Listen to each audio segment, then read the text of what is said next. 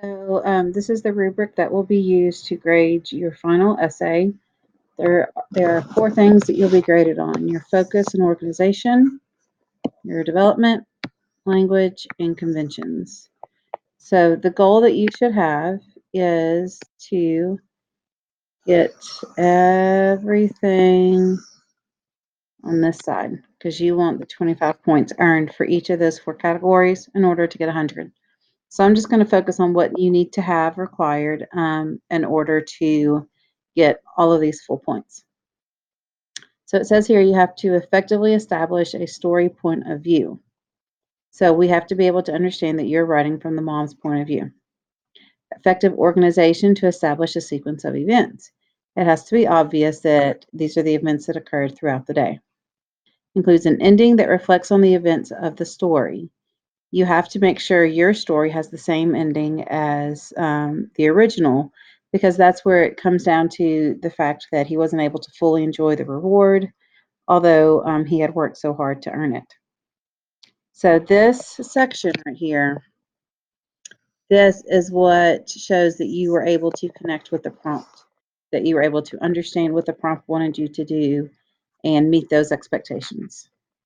So next you have development. Development says effectively uses relevant narrative techniques. So that's where I mentioned when we looked at the prompt, you could use dialogue. Descriptive details, which it mentions next, are part of narrative techniques, showing chronological order. Those are all going to be narrative techniques that we'll be looking for. And then also effectively uses descriptive details to show a clear picture of the characters and the events. So if you provide descriptive details, you can include figurative language, anything that's going to help the reader visualize and have a clear picture of what is going on in the story. Next is language. Has consistent and sophisticated use of 5 vocabulary words from the text. These are the 5 words that were discussed in class consistently throughout reading the story and that you did the vocabulary activity over. And the second part uses at least 4 transitional words or phrases. This is going to tie back to having that chronological order, to showing the events in the story. You have to use 4 transitional phrases and all 5 vocabulary words in order to get your 25 points.